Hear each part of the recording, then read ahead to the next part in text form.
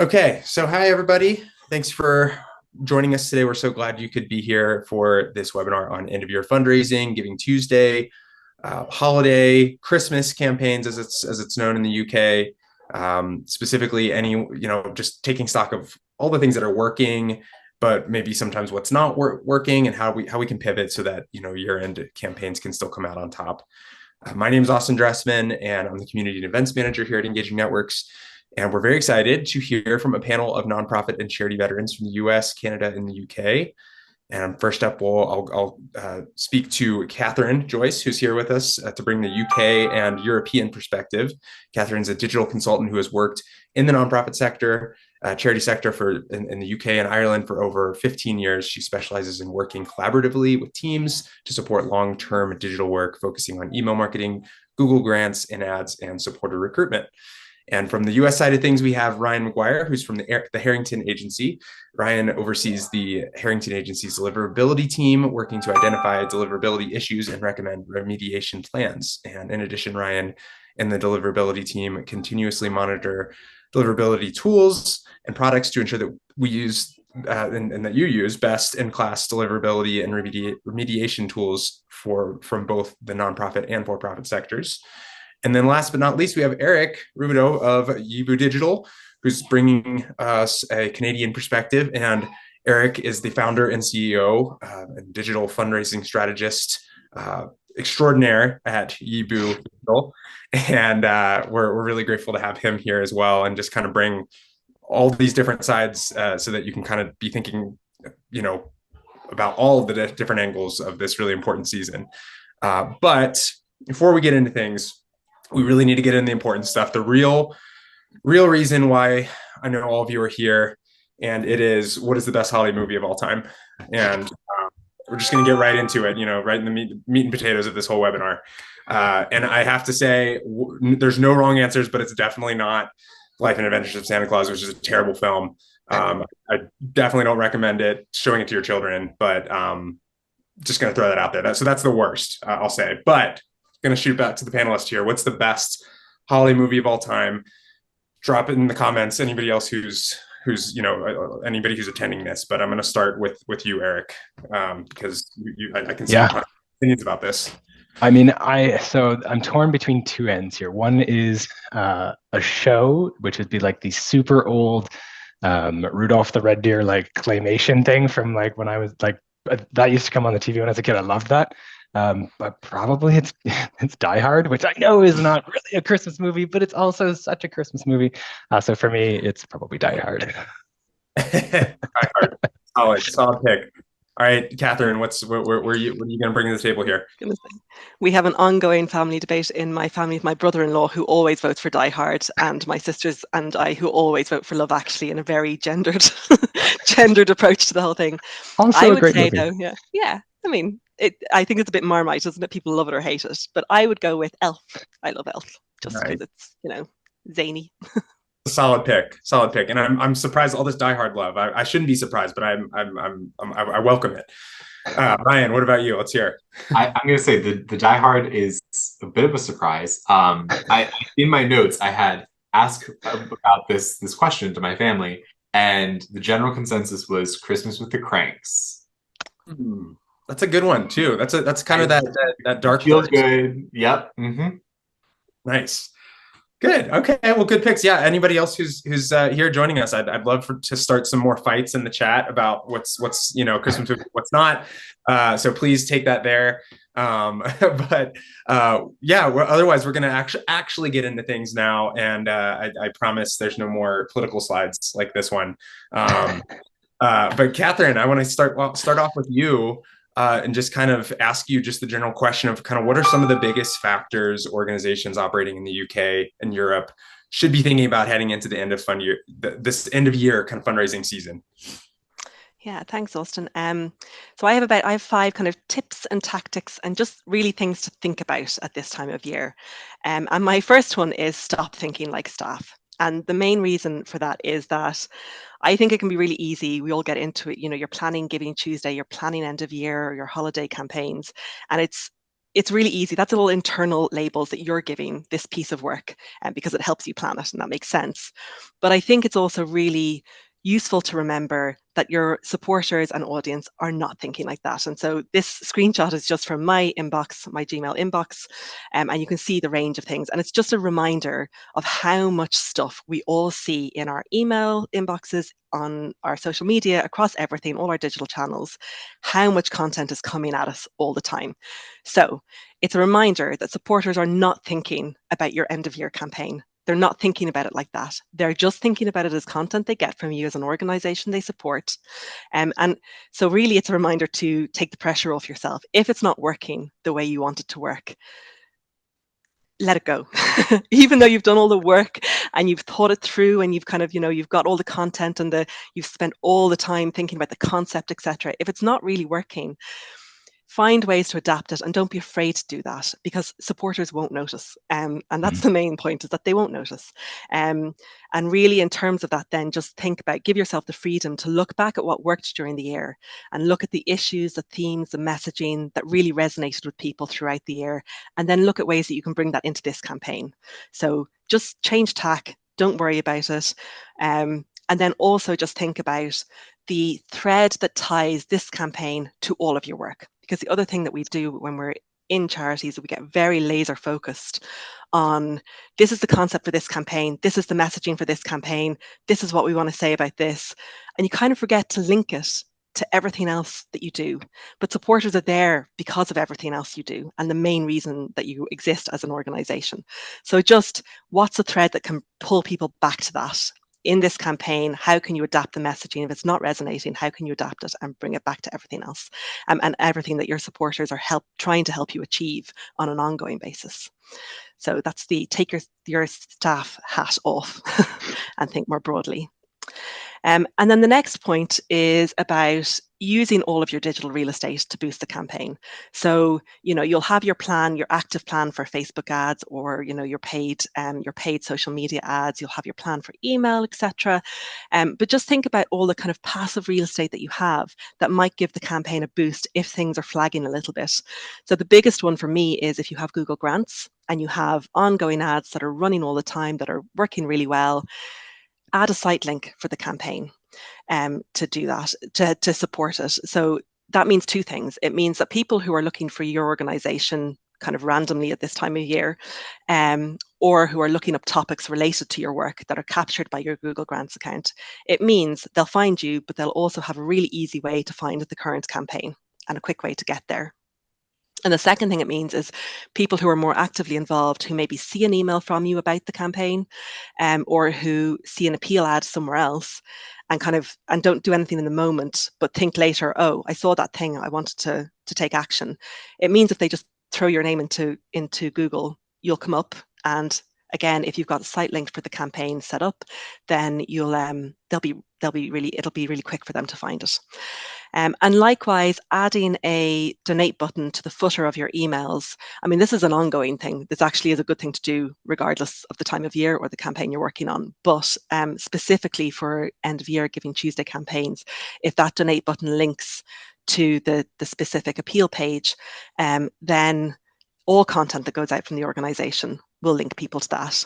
And I'm always surprised, especially if your direct asks aren't working, because sometimes they're the things that get the least amount of clicks. Other emails might get higher clicks. But story emails, impact emails, emails that just focus on the kind of, it's so important that you're here, thank you for being involved, they tend to prompt a good response because they're feel good, and people, like to be reminded of the importance of what they're involved in. And a donate button in the footer is just a really good way to capture the, if someone feels moved to give in that moment, there's always a way for them to do it, whether they're being directly asked or not.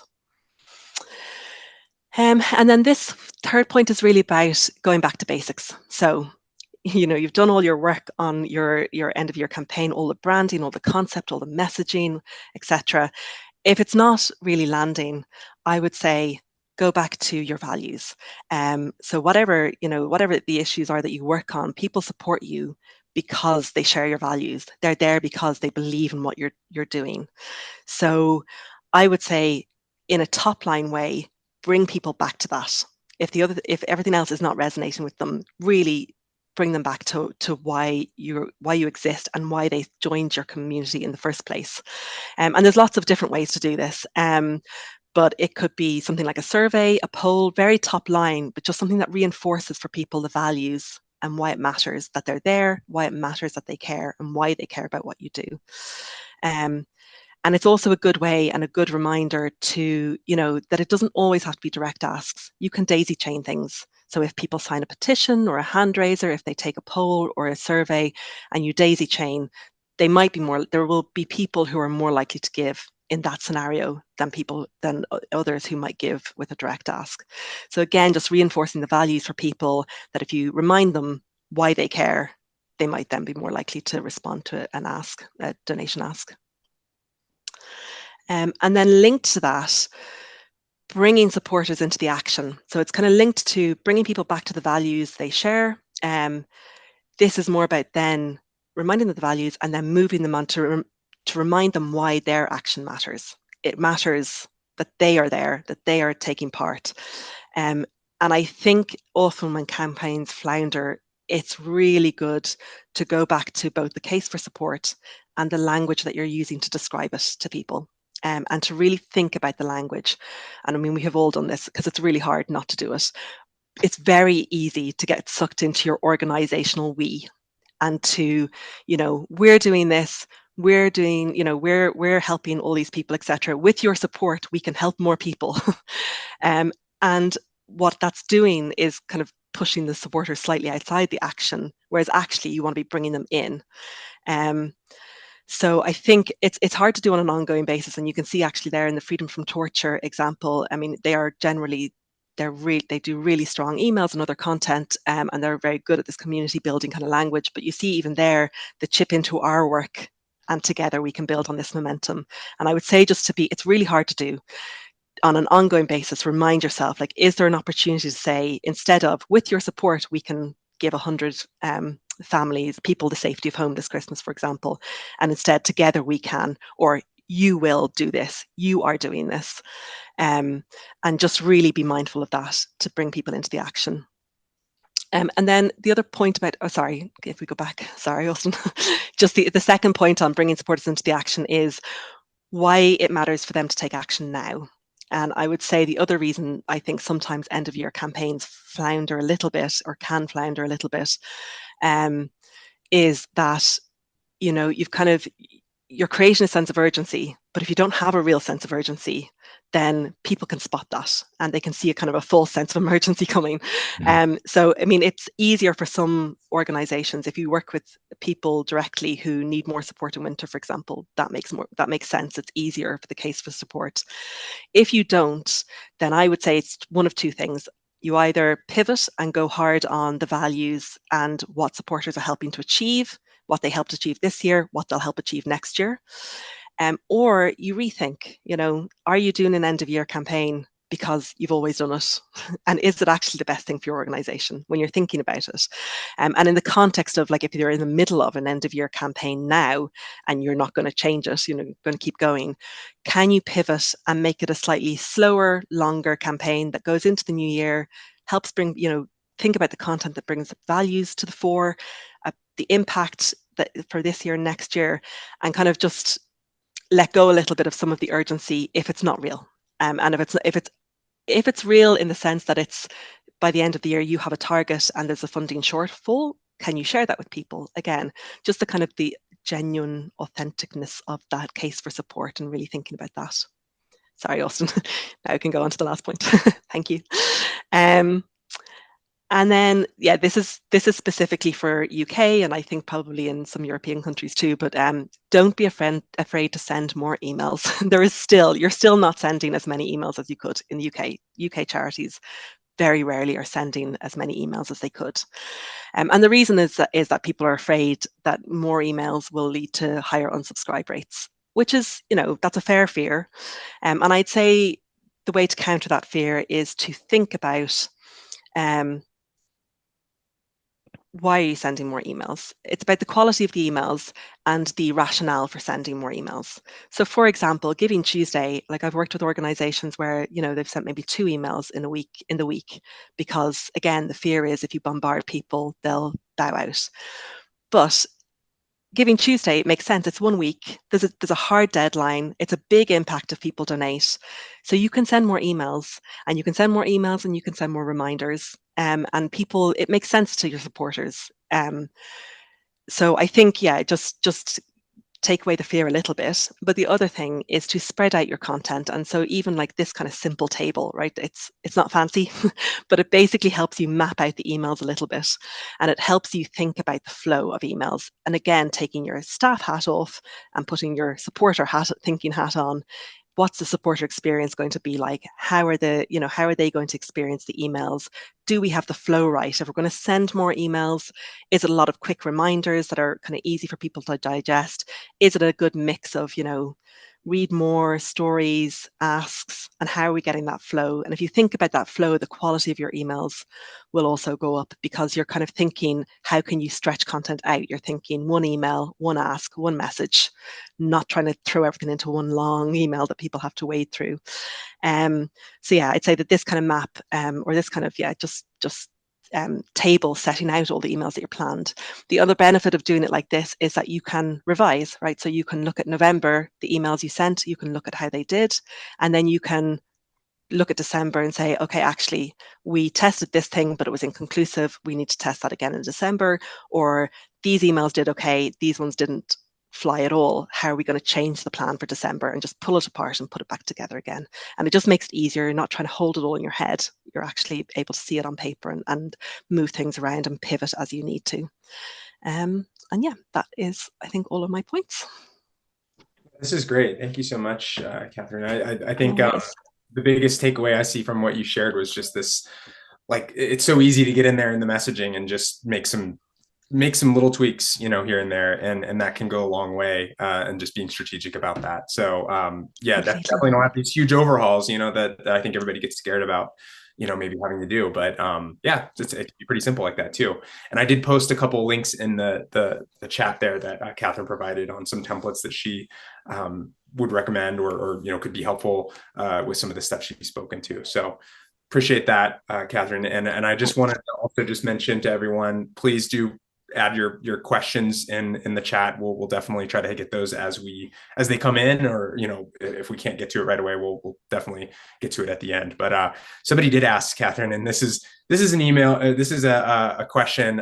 I know you're going to have a very precise answer for. How many emails are too many? 20. No, there is no.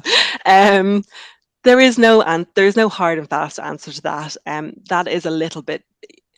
All email lists are slightly different, so it kind of depends. It's a little bit trial and error, but I would say it's the content that really matters. So 4 emails back to back, and again, it's different in maybe different contexts as well in different regions. But I would say in the UK, if you send 4 emails that are all, can you donate £100 today? And you send 4 emails with the same ask in 4 days, that's too many, because it's not reasonable. The target is really high. And if you haven't segmented your list, then you don't know how many people on your list are likely to give that much, etc.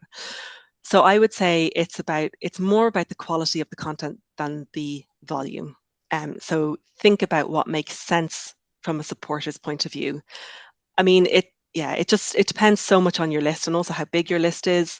But if you think about, not everyone on your list is going to see your email the first time it lands in your inbox. And if you, I mean, look at even that screenshot from my inbox, there's so many emails from so many places and people, people miss things all the time. And so even, I would say a good rule of thumb is to just think about a week or a month. Think about how many emails, make sense. So in November, it might make sense to send 1 or 2 emails a week until Giving Tuesday. And maybe the week before Giving Tuesday, it makes sense to send 3 emails, a survey, a reminder, something else values-based. And then Giving Tuesday week, it makes sense to maybe send, 5 or 6 emails. But it really depends on your list. And I don't think, if you're in the UK, you're definitely not sending too many emails, is all I'm going to say. Because I've never worked with an organization who are sending too many emails. It is always you're not sending enough, or you're sending too few emails with too much content, and it would benefit from more emails with less content per email. Well, that's great. That's great advice. And I would even open it up to Eric and Ryan too. I don't know if you have anything to add as far as the idea of too many emails, too little, and any thoughts there that you'd want to add? I think, you know, in the US, you're fighting with a lot of other competing interests. You've got Black Friday, Small Business Saturday, Cyber Monday. Like, inboxes are full. It is a battleground for everyone. So there's never too many emails. I think what really steers the number of emails is your donor complaints. And if you have a client or if you're an organization that does not tolerate donor complaints well, you'll err on the side of caution and send out fewer emails. If you're a little bit more bullish and you are, you're into it, you want to fundraise, you want to hit everything hard, you pump up those emails. So, I have clients who are prepping to send 25 emails for the month of November. That is quite a few, right? I have others who are only interested in sending out 4. That's it. That'll cover the month of November. They're happy with the results they'll get. So it really does depend on culture. I think organization by organization. Yeah, that's a great point. One thing I was going to say is, I think if you want to understand what too many emails is, just subscribe to the Gap. They send, as far as I can tell, just the other side of a reasonable amount of emails. But I have to keep subscribing to them when I go back in to get that 10% discount, and then I have to unsubscribe from them later.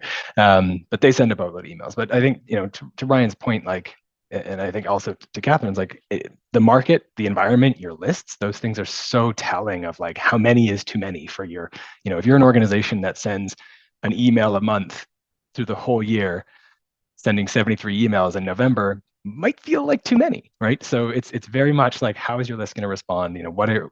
The way I've always considered it is yes, you're paying attention to unsubscribe rates, but you're also paying attention to engagement in the email, right? Knowing that not everybody's going to see that email. In theory, if you're sending one of the strategies we often use is you've got your first email that goes out, and then you're kind of segmenting people out as they take action on that email, whether it's donating or advocacy or whatever it is. So as that list gets smaller and more, and the people you're speaking to gets smaller, you're going to expect a drop in that engagement rate. And so there's probably a threshold that, for your organization where you say, okay, when we're getting less than X% of engagement on an email, we've probably sent, we've squeezed as much out of that stone as we're going to squeeze, and it's time to have a new conversation and something new to talk about. So that's probably how I would think about it.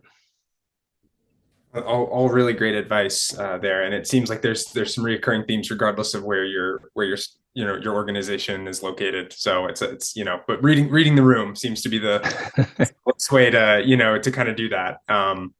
But I'm gonna transition over to you, Eric. Sure. Yeah. Want to take it away here? Yeah, I mean, actually, it's a nice segmentation. It's a nice segue. There we go. Because it is about, from my perspective, it's, how do you know, right? What are the metrics that you care about when you're paying attention to understand if you feel like you should be pivoting, or if you feel like it's not going the way that you thought it would be going at this point. So I put in these 2 slides just as kind of talking points here. But when we're working in digital fundraising, whether that's email marketing or paid media or any of the things that we might do around this space, we kind of have 3. We all know there's a boatload of things you can be measuring. There's just so many metrics. So how do you know which ones to care about? Well, there's email metrics, there's paid media metrics, there's return on ad spend, there's return on investment. There's all these things you could be looking at. I like to simplify it down to these 3, which is traffic, conversion rate, and average gift. And I like to think of them as kind of like Polaris metrics, in that they sort of help you, get your bearings. So the nice part about it is that each of them will tell you something about what is happening, but also where to look. And when you're thinking through, we've got traffic as an example as the first one here. That tells you how you're resonating with the outside world, whether that's an email, whether that's paid media, whether that's PR, direct mail, whatever it is that's driving that traffic, whatever initiatives you have out in the universe, you're going to be able to measure their success. You're going to be able to understand, is that are our initiatives driving traffic? And why I like these 3 metrics is because essentially if you get an increase, if you get stability across traffic, conversion rate, and average gift, but you're able to move the needle on one of them, you're ultimately increasing your revenue. If you can move the needle on all three, you're actually sort of exponentially increasing your revenue, which is a beautiful thing. So when you're thinking about traffic, and we'll get to this in the other slide in a second, you're really thinking about those external factors, the things that you're doing. It's your GivingTuesday emails. How are those doing in terms of traffic generation? It's the paid media and connected TV or TikTok or whatever it is that you've got out there driving your traffic. Your conversion rate is really thinking about, okay, well, from that traffic that we've acquired, how many people are doing the thing we're hoping they're going to do? Whether that's donating, whether that's taking an advocacy action, whether it's watching the video that you wanted them to watch. Most of us are, especially this time of year, are thinking about that revenue side of the equation. We're thinking about how our initiatives are essentially driving our fundraising, because we know that most of our money is made in these next couple of months, and that funds our organization for the year ahead. So we tend to be very focused on that, but it's applicable across the whole year. But if we can think about how people are converting and whether they're doing that, doing the actions that we want, it gives you the ability to say, okay, we're driving great traffic, but maybe they're not converting well. Okay, well, where do we look for that? How do we understand what might not be working? And then the last piece here, and I realized that the T slipped to the next line, so it's sort of an average GIF to that's the value proposition that you are putting in front of your audience, because left to their own device, they will choose an amount that feels right to them. But you are making a case for why 150 instead of 50, why 50 instead of 25. What is it that is? What is the impact that gift is going to have? And what is the value that individual is going to be bringing or having, or the impact that they're going to be having by making that gift? So, these three metrics, I think, are probably the easiest to sort of wrap your head around, easiest to kind of understand. If you're running your year-end campaigns, your GivingTuesday campaigns, if this is the first time you're ever doing it, well, then that becomes difficult to measure your benchmarks. If it's the second, third, 15th, 25th time you've run this, these types of campaigns, you're going to have historical data. Yes, it's beautiful to go out and look at, in Canada and the US, we have M&R benchmarks. I'm sure there's similar in the UK. So you get to understand like benchmark data for these, for traffic, or for conversion rate, for average gift. You can see that. But really the most important benchmarks are your own.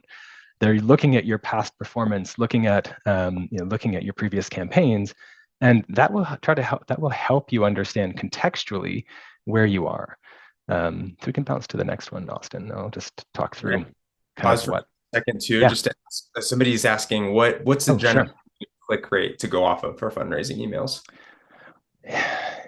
I hate this because it totally depends. I would love, again, I can share a benchmark, but it's going to totally depend on, I've seen organizations that will be, so one thing I'll emphasize here is that open rate is kind of dead as a metric. So if you didn't get that memo, heads up, it's been kind of with privacy things that have rolled out with the way Apple's doing to kind of like pre-opening your email before it gets to you, things like that. Open rate's kind of not really a great one anymore. Your click rate is really going to depend on the action, on the type of the email, and then on your audience. So, I'd love to say I could give you a great number. I would say, certainly if you're in the US and Canada, you can look at the M&R benchmarks as an example and see kind of what they're doing because they're going to give you a breakdown by size of organization, vertical in which you're operating. And that'll help kind of contextualize you, size of list, that kind of stuff within that, because you could be a small organization who has not a massive list, but a super high engaged audience. And they might be clicking through it like, 10, 15, 20%. And you might be a mass marketing organization who, has got a massive list of people, and they might be clicking through it like 2, 3%. So, it's really going to depend on what's benchmark for you? What's the metric that you have traditionally experienced across your emails, and how do you sort of look to push that up? Sorry, Haley, I wish I had a better answer. So, we've talked about these are the three metrics that, I'd be caring about, that I'd be paying attention to amongst lots of others. And they tell you where to look for other metrics. So, Google Analytics is a big tool that I'd be paying attention to this time of year. Obviously, if you have benchmark data of your own from previous years, you can look at that. You can understand where you're at. But what I love about Google Analytics is if it's set up well, you're going to be able to look at these metrics year over year. And that's the thing that I think is really beneficial, is to actually not just look at how it's performing, but contextualize it by looking at last year's data, same time window, and take a look at some of these pieces. So, if you're looking at traffic, there's a number of metrics that will tell you traffic. But I like, just looking at users and understanding source and medium. So, where did they come from? Was it email, and what was it, right? So in theory, if you're looking at the same time window from last year in, comparing, you're going to understand, okay, well, actually we're about where we'd expect to be from a traffic perspective, or actually we're really under where we'd expect to be on a traffic perspective.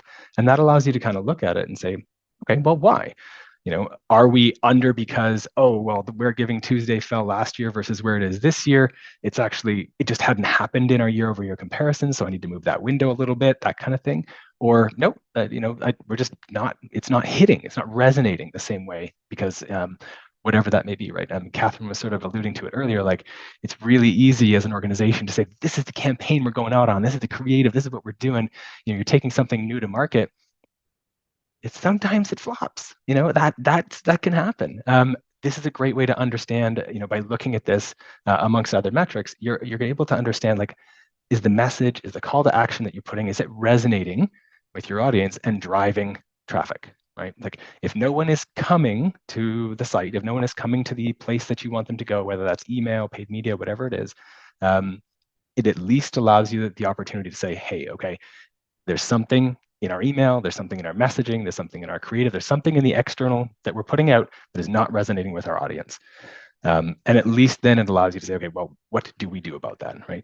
So if it's email, it allows you to dive into your emails that you've sent already and say, okay, well, what's happening, right? Like we seem to have good deliverability. We're, even though open rates are kind of a toast metric, it's still a metric in context to itself, so you can see, how is it looking. But you can look at that click rate. You can say, are people clicking through? If they're not, what was our ask? What was our message? Did we ask them to click through? Did we forget to do that? Did we get so excited about the creative that we forgot to tell them what it was that the clicking through would do, right? So just have a really authentic look at that. And same thing with your paid media. You can dive into your paid media platforms. You can look at all the, the details that are happening there.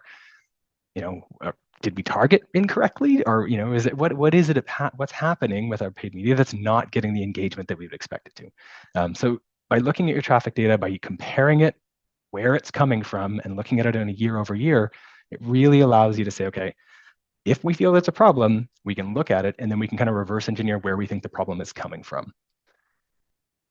If your traffic is coming through, great, but no one's converting. This allows you to, again, similar thing. Look at that year over year comparison, understand where the traffic is coming from, look at the source, look at the medium, and allow yourself to understand a little bit more in depth, hey, we're getting great traffic from our emails. We're getting great traffic from our paid media. No one's converting. Okay. Well, it's not a traffic problem. Now, I'll caveat to say sometimes it's a quality of traffic problem, and you can take a closer look at that. But let's assume that your traffic is great, you're getting the right people. This allows you to say, okay, well, we've got the traffic that we have that would be expected. It's maybe even above what we had last year, but people aren't resonating. So this allows you to take a look and say, okay, well, what about our messaging? Have we changed donation forms from last year? Have we made this harder? Is there friction in here that we didn't, did we test our donation form before? Do we know it actually works? Like run a donation, make sure that everything's working. I mean, again, do that before you send the email, but just if you're looking here and something doesn't feel right, it allows you to look at your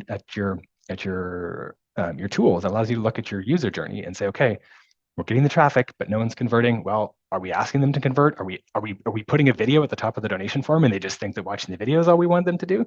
Like, look at the friction, look at the user journey, and that'll allow you to see what's kind of going on.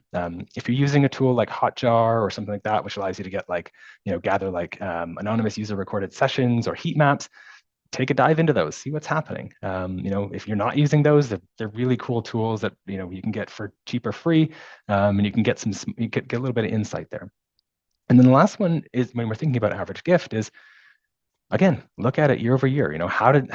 What are you asking for this year? We've worked with organizations where one year they were asking for a $175 like gift. That was the target. We knew it was high. It was above their average. We knew there'd be less donors, but those that hit it, we were hoping would really round it out. It worked, but we had to really keep an eye on that because we were asking $50 over what their average gift normally was. But we were being very specific about it. It was very authentic to the mission of the organization. In that scenario, it worked. What we were paying attention to though was, is this going to work?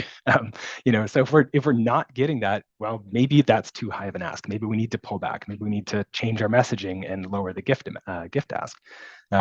But sometimes it can be simple things like you did put a new donation form, and last year your default amount was 95, and this year your default amount is 75. For no other reason than it's the pre-selected option, people are choosing to give you $20 less. So when you put these metrics together, it allows you to sort of look critically at your campaign and understand, okay, are we getting the traffic? Is the traffic converting? Are we giving our audience a value proposition that and an ask, a financial ask that they're going to see themselves in and they're going to commit to, and look at that friction, look at the messaging. So, from my perspective, if you want to understand if you need to pivot, these are three great metrics that will allow you to kind of easily enough, with a certain level of confidence, figure out where you need to point your energy and kind of take it from there.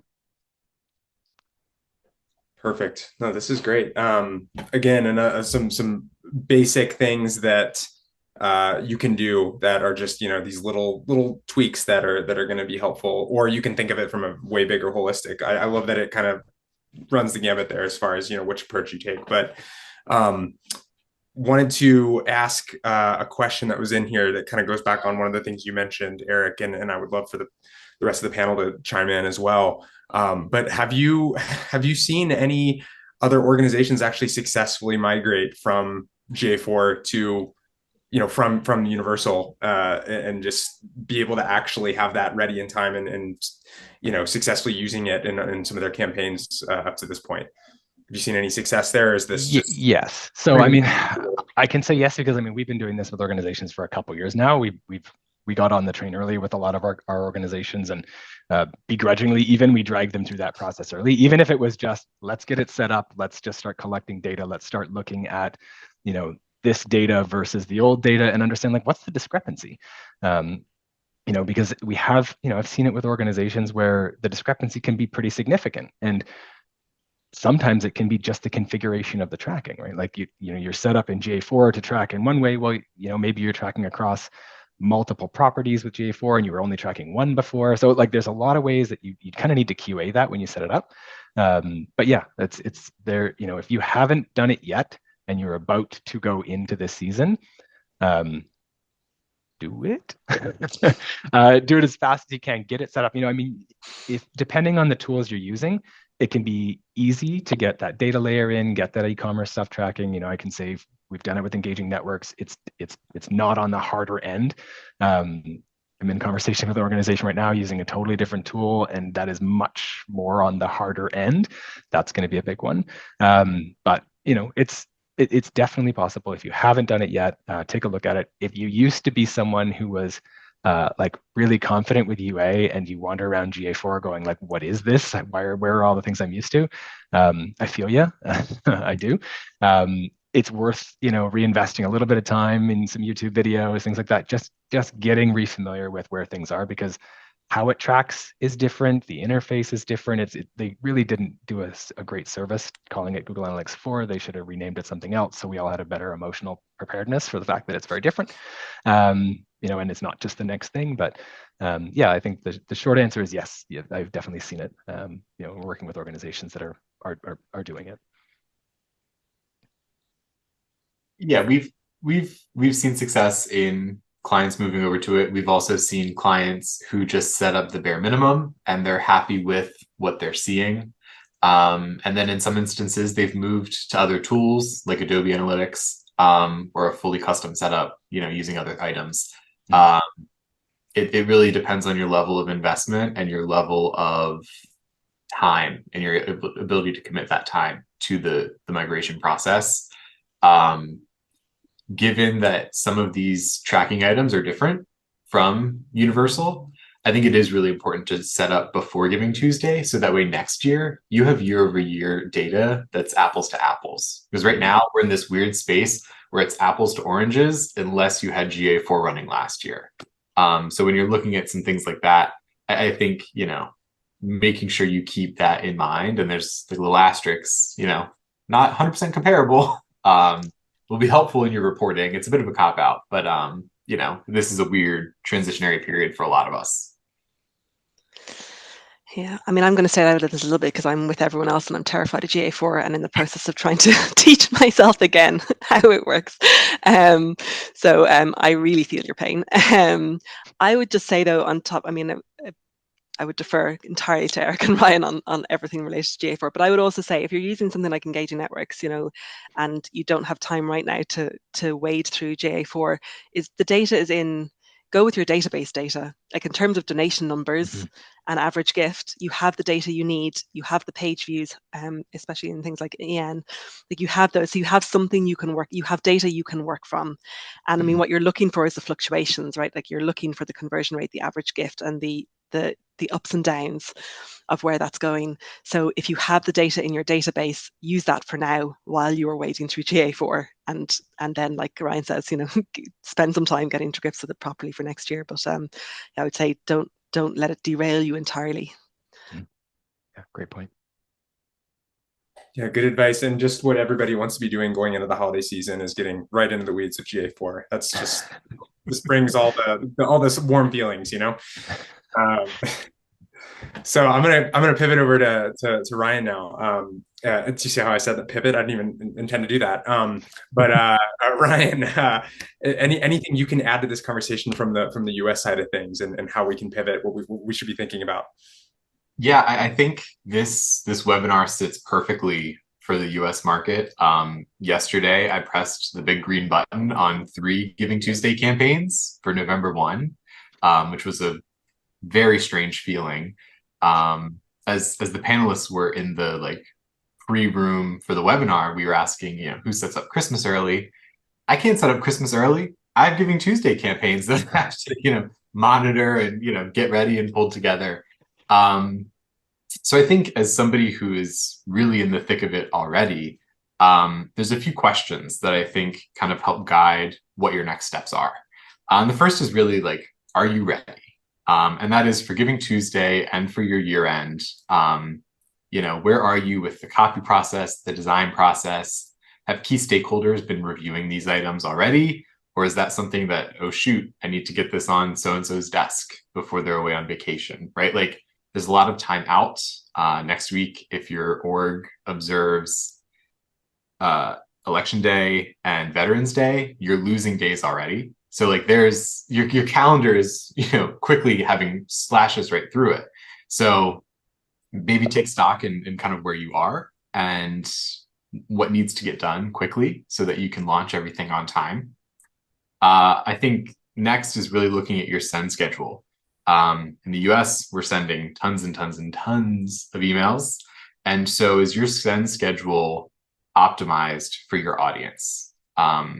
Throughout the year, hopefully you're conditioning your email file to be receiving lots of emails, or at least enough emails, so that there's a tolerance when it comes to these peak seasons of November and December. But really, it might be worth taking a look at the previous few months and saying, oh, they only got 2 emails from us.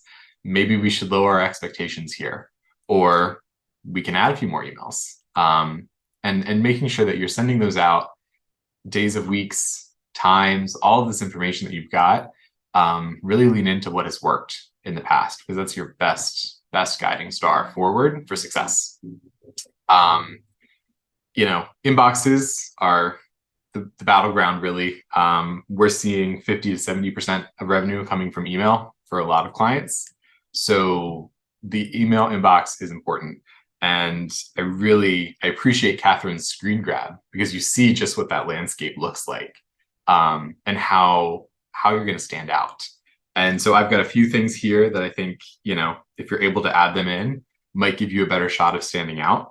Tokenize your subject lines. If you can personalize and say, Ryan, we need your help or something like that, that stands out. That grabs donors' attention. Emojis are definitely big right now, still are. You could send a subject line of just emojis. If you have subject lines that have worked really well before, pull them out again, use them. Like, there's no shame. If you have a subject line from last year that worked really well, use it again. It will work again. And lastly, I think if you have the ability to set up BIMI, BIMI, which is a brand indicator for message identification, it changes your contact in somebody's inbox from just a letter to your organization's logo. That is a way to stand out from that big wall of contacts. And you'll definitely be seeing more clicks, more engagement, and higher levels of revenue coming in through those emails. And if you're able to stay out of the promotions tab, points for you. There's a few testers online that you can put in your subject line and your content, and it will try to predict if you end up in the promotions tab. It's worth looking at because that promotions tab is a black hole, and sometimes your messages are all ending up there, and you're scratching your head like, what is happening with all of my metrics that are normally really strong? You might be ending up in promotions. So keep those things in mind when it comes to your inbox and where your messages are landing. I think for search and social, you should probably start running now. As crazy as it sounds, optimizing and refining those targets, those segments, everything like that, you should be up and running. Because any changes that you make then have to go through that re-review process, which puts everything on ice. So you want to give yourself enough time to be up, running, and optimized as early as humanly possible. Are results lagging, or am I impatient? I think as marketers, we have a ton of data. There's dashboards, there's Google Analytics, there's your data in engaging networks, and there's so many numbers. And you're thinking back to what you did last year and wondering, how the heck am I going to hit $500,000, right? And naturally, we kind of divide the number of days or the number of hours left by the goal. And we're looking at that really, really big number by day. So something that we adopted at the Harrington Agency was setting up a really strong structure of reporting revenue by hour on key days. So on Giving Tuesday, every hour on the hour, we report the net campaign revenue for the specific either Giving Tuesday or year end. And that gives us a really good way to track pace. Because on those days where a ton of revenue is coming in, it's really easy to think, oh my gosh, we're so far behind. But if you're able to see the hour by hour from the years past, you're like, oh, everything comes in at 8 o'clock. It's okay. Like, we're a little behind now. It'll pick up and cross over the line. So that kind of helps calm things down. But I think what Eric was saying, like, benchmarking yourself is critical here. And so set yourself up for success. Make sure you've got tools and reporting in place to make sure that you can reflect on what you did in years past to make sure that things are looking good for what's coming up, as things approach. And I think on the next slide, in the title, and mentioned a few times here, when is it time to pivot? All right. When you see metrics that are just not working and you are truly concerned, you have stakeholders that are also concerned, it may be time to pivot. It may be time to, put aside the campaign that you loved and you worked really hard on for some down and dirty fundraising. Something that we really recommend is having a stable, maybe 3 or 4 bump emails that you can deploy throughout the month or on the day of to make sure that that fundraising goal is being hit. I think that is a game changer, and it helps a lot of folks sleep at night, knowing that in the instance where, we missed 2 days of metrics, roll out the bump email. That'll help bring up some of those funds, and we'll get back on track. So pivot when needed. And the last thing I wanted to ask, and this is, for the panelists and for the chat, is what is match culture like where you are? In the States, it is match. Higher the multiplier, the higher you can go, right? Like reach for the stars. I saw, I think, a 12x match last year, which is wild. I don't know if it's true, but it was there. So like interested to hear from the Canadian perspective and the UK perspective and just anywhere else, like what you're seeing match wise, and is match culture changing, or is it just like exaggerating even more? I mean, match culture in Canada, I'd say, is probably behind the curve a little bit from the US, but like a lot of our everything from TV shows to strategies. We're bolted to the US. We get a lot of our, we see a lot of what happens in the US, and that has an impact. So I would say match culture is definitely here. It's alive. It's well. I don't think I've seen a 12x, but like 2, 3, you see those here. But I think there's still a conservative use of them compared to the US market. But where they are deployed, they are successful. The key is you got to use them, I don't want to say sparingly, but in a way that like they feel authentic. Some organizations I'm on their messaging, and it can't be a 19 times match every single time, right? Like it's got to feel unique, it's got to feel special. It goes back to that authenticity. So yeah, I'd say that it's definitely an impactful piece of the tools or piece of the tool set that we use here, but certainly not quite as much as we see it used in the US, maybe. Yeah, I would say, I mean, there might be people in the chat who know more about this than I do in terms of the UK. I think the UK, as far as I can tell, is still very much on the kind of traditional double your impact. So, one-to-one match, so the kind of Giving Tuesday model. And I think what's interesting, I worked on a project earlier this year, and in the past, the organization had relied very heavily on major donors to do a lot of the match funding. So they would kind of, like, a lot of the match funding came from large gifts to meet the target. And so we did an email campaign, and we changed that dynamic. So it was a lot of smaller gifts from a bigger pool of their supporters. But I think a lot, yeah, from what I can tell from the things I've worked on in the UK, it's still very much like double your impact. And there's not a lot of, but a lot of organizations kind of tee up ahead of those moments, tee up major donors to kind of make that happen, and to help kind of, get more individual giving pool involved in it. But yeah, I would defer to other people on the list who maybe have more experience of it than I do. This is great. We have a few questions kind of related to all this. One person's asking here, Ryan, if you had a link to BIMI, to the BIMI, what you referenced there. If you have a link, just for somebody to understand more about what that looks like, and yeah. Yep, I can. I'll pull that up and I'll send that through in the chat for everyone to reference. Thank you. And then we have another question here that is probably more of a discussion kind of question, but is there an ideal time to send Giving Tuesday year-end emails? What's kind of that ideal window in time that you're seeing on your end? From our perspective, we're sending out usually 4 to 6 emails day of. So you've got to start pretty early. And the biggest thing we've seen is sending out early, but segmenting for time zone. So a 6:30 or a 6 o'clock in the morning launch is great. But if you're dealing with East Coast, West Coast, 6 a.m. in the East Coast is fine. That's 3 a.m. on the West, and that's a little bit harder to get your donors to take a look at that. So segmenting out by that initially is really great. But if you're able to get that first bite at the apple with a really early message that really sticks the mark, that's a really great way to start your day.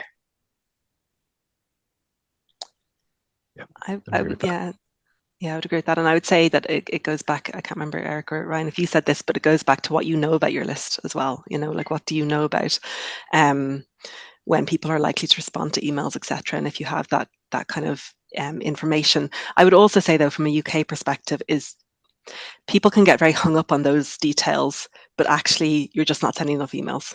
So I would say don't get caught up necessarily in the times, etc. If you're not there yet with your email marketing, focus on getting the emails out. Get like at least 3 emails on the day, get a few emails in the week before, like just focus on getting the emails out, and don't worry so much about things like timings if it's going to slow you down.